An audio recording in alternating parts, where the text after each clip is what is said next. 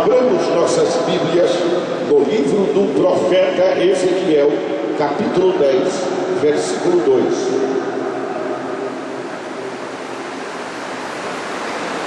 Livro do profeta Ezequiel, capítulo 10, versículo 2. Todos quantos encontraram, digam amém. Amém. Ezequiel 10, do 2 em diante, nos diz assim a palavra do Senhor, os oráculos de Deus. E falou ao homem vestido de linho, dizendo: vai por entre as rodas, até debaixo do querubim, e enche as mãos de brasas acesas dentre os querubins, e espalha-os sobre a cidade. E ele entrou à minha vista, e os querubins estavam ao lado direito da casa. Quando entrou aquele homem, uma nuvem encheu o átrio interior. Então se levantou a glória do Senhor de sobre o querubim para a entrada da casa, e encheu a casa de uma nuvem, e o átrio do Senhor se encheu do resplendor da glória do Senhor. E o estrondo das asas dos querubins se ouviu até o átrio exterior, como a voz do Todo-Poderoso quando fala. Amém? Podemos assentar.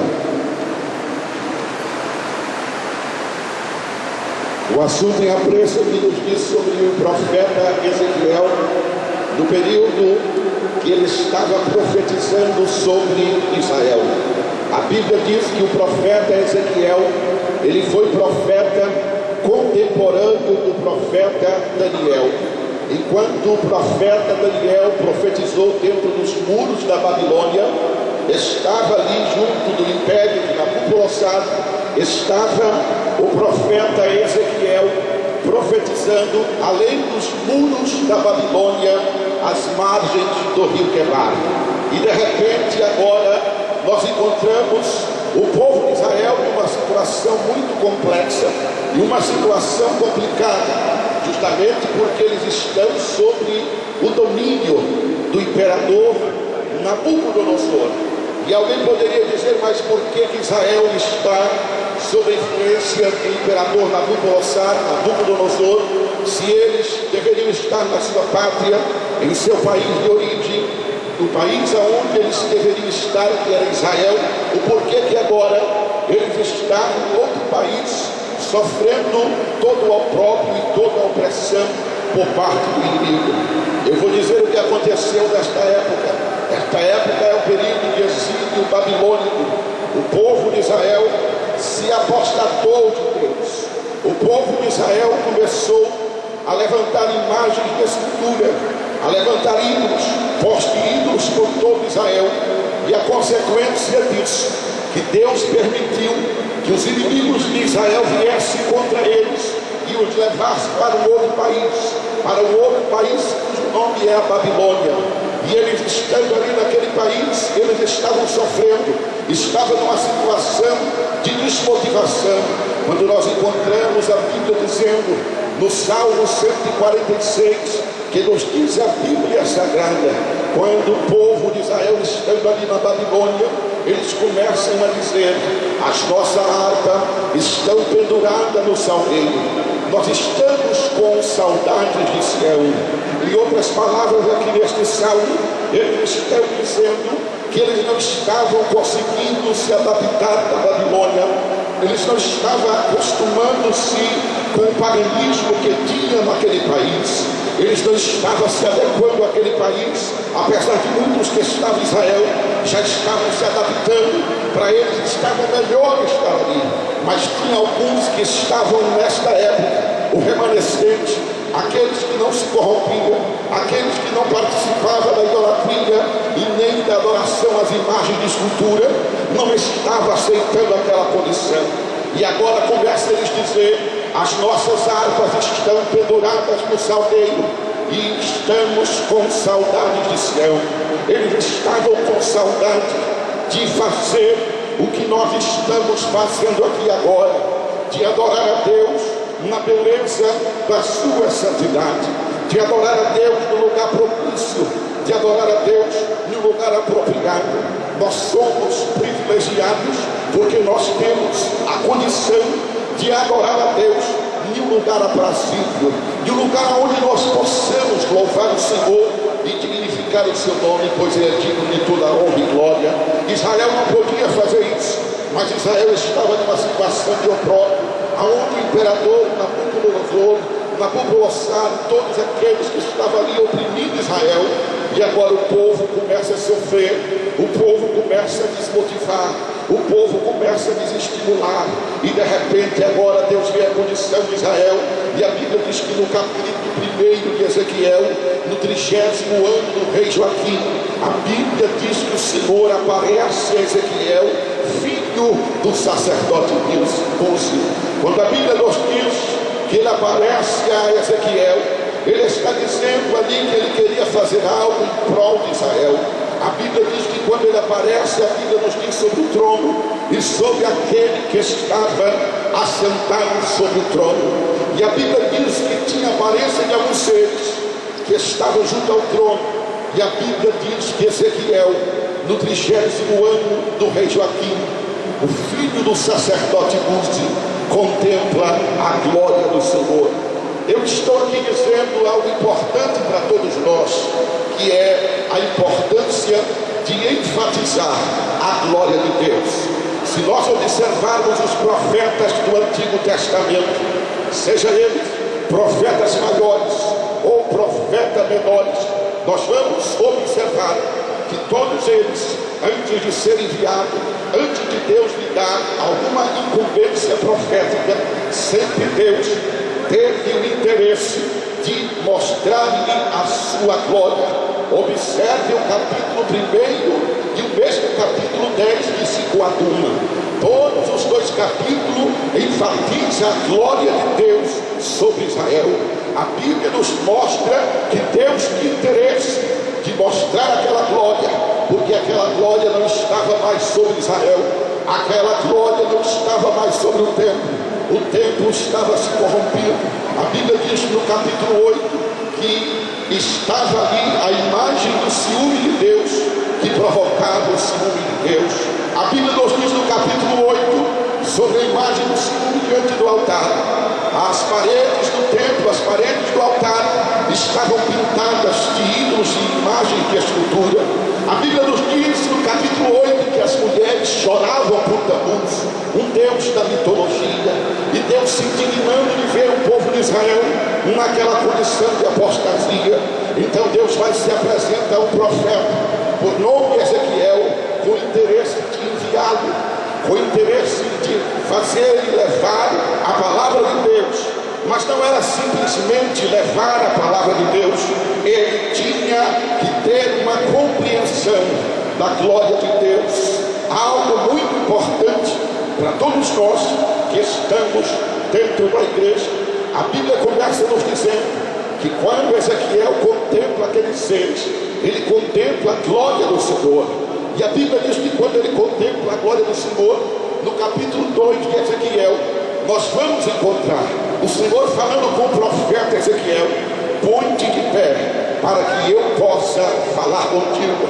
Ou seja, na condição que Israel estava, desestimulado espiritualmente, não tinha como Deus falar com eles, e nem também com Ezequiel, porque Ezequiel estava na mesma condição que estava Israel. Mas a Bíblia diz que ali em Ezequiel 2, o Espírito do Senhor envolve ele e mostra a glória. O Espírito do Senhor lhe mostra algo tão intenso que ele contempla a glória do Senhor. Ele contempla a aparência dos seres. Capítulo 1 e capítulo 10 também se coadunam os mesmos seres se apresentando. A Bíblia diz que estes seres tinham 4 rostos: rosto de homem, rosto de boi, rosto de leão e rosto de águia. A Bíblia diz que esses seres tinham rodas sobre o seu corpo, e a Bíblia diz que conforme andavam elas, andavam eles, conforme paravam elas, paravam eles. E dentro destas rodas, dentro daquela circunferência, a Bíblia nos conta que aqueles seres que tinham os 4 rostos, que olhavam simultaneamente para as 4 direções, a Bíblia diz que eles tinham olhos nas mãos, olhos nas costas e olhos por diante e por detrás. Quem sabe Ezequiel não sabia o que Deus estava querendo lhe mostrar. Deus estava ali lhe apresentando a ele e dizendo algumas coisas importantes para ele profetizar sobre Israel. Quantos podem levantar a glória? Levantar a mão da glória a Deus. Estes seres tinham olhos por todo o corpo. Estes seres que tinham olhos por todo o corpo. Estes olhos quer dizer a onisciência e a onipresença de Deus. Está dizendo ali que os olhos de Deus contemplam cada um de nós e que ninguém pode se esconder de Deus. Nenhum de nós podemos se esconder de Deus. A Bíblia diz no Salmo 139: se eu subir ao céu, lá tu estás. Se eu descer ao mais profundo do abismo, lá também tu estás. Da onde me esconderei do teu Espírito? Ninguém pode se esconder do Espírito de Deus. Deus estava dizendo isso para ele: ninguém pode esconder do meu Espírito. A minha onisciência e a minha presciência está aqui para lhe dizer que eu contemplo todas as coisas que estão acontecendo. Eu abro um precedente para dizer para você que entrou aqui esta noite que os olhos do Senhor estão aqui sobre nós. A Bíblia nos diz em Hebreus que todas as coisas estão nuas e patentes diante dos seus olhos. Quando você entrou aqui, os olhos do Senhor estão aqui sobre este lugar. Quando você entrou aqui, os olhos do Senhor já sabem até mesmo as palavras que eu ia dizer, as palavras que eu ia orar. Quando você se prostrou aqui diante do Senhor, o Senhor sabia o que tu ia apresentar, o Senhor sabia o que tu ia dizer. Ele sabe. A Bíblia diz que nem nós dissemos a palavra, ele sabe toda a pronúncia. Quantos podem levantar a mão pela onisciência e pela presciência de Deus? Eu quero dizer que o Espírito do Senhor está aqui sobre nós e ele vai fazer algo aqui para nós compreendermos aquilo que ele tem para nós. A Bíblia diz que estes seres, todos esses seres, contemplavam a glória de Deus. Todos aqueles seres, Deus estava dizendo, seja eles vertebrados e invertebrados, seja eles quaisquer que sejam os seres, todos contemplam a glória de Deus. Nenhum ser fica sem contemplar a glória de Deus. Nenhum ser fica sem. Por isso que aparecem aqueles animais. Aqueles animais ali contemplavam a glória de Deus. E Deus estava dizendo em outras palavras: mas Israel não contempla mais a minha glória. Irmãos, isso é algo que está acontecendo em nossos dias. Muitos cultos que temos em nossos dias, muitas pessoas não conseguem contemplar a glória de Deus. O culto não tem mais aquela glória que tinha antes.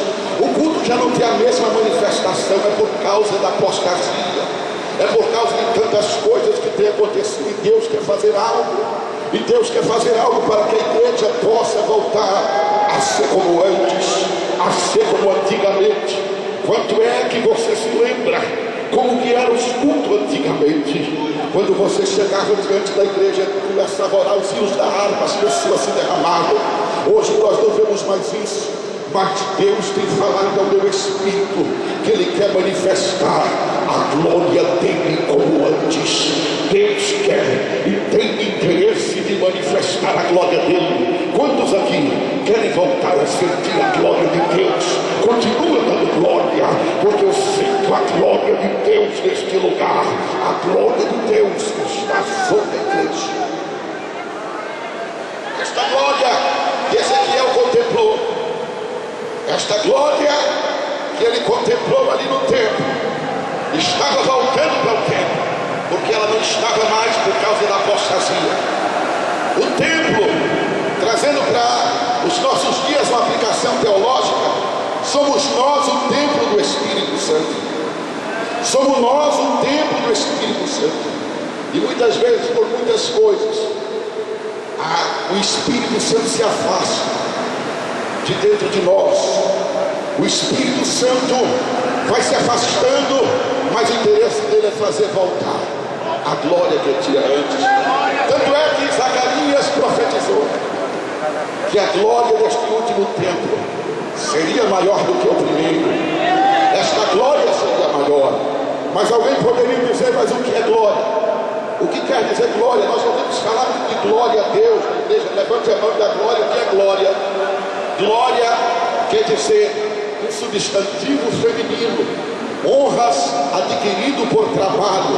Quando você levante a mão e dá glória a Deus, você está dizendo, em outras palavras, que toda honra e toda glória é para Deus, porque todo o trabalho que acontece dentro da igreja não é nosso, é de Deus. O trabalho que está acontecendo aqui não é nosso, mas é Deus que trabalha.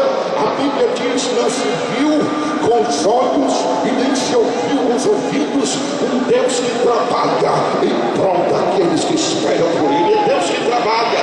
E quando nós damos glória, nós estamos dizendo que é Ele que trabalha, que quem trabalha aqui dentro da igreja é Ele, e Ele está trabalhando. Talvez você esteja dizendo: Senhor, parece que o Senhor está em silêncio. Ele pode até estar em silêncio, mas Ele está trabalhando em prol da sua igreja. Ele trabalha. Então levante a mão da glória, porque honras adquiridas por glória quer dizer essa exacerbação, exaltação a Deus. Quando você dá glória, você está exaltando a Deus. Você está dizendo: Senhor, a ti a glória. Você está exaltando. E o que acontece quando nós damos glória a Deus? Vou te dizer algumas coisas que acontecem. A Bíblia diz que Abraão foi fortificado na fé, dando glória a Deus. Ou seja, quando nós estamos dando glória a Deus, Deus nos fortalece. Abraão, quando estava esperando a promessa, em todo o tempo ele estava dando glória. E quando ele estava esperando por aquilo que Deus disse que ele entregaria, antes mesmo daquilo acontecer, ele estava levantando a mão e dando glória. Quem sabe o inimigo dizendo para ele que ele não ia conseguir, que não tinha mais como, mas ele estava levantando a mão e dando glória.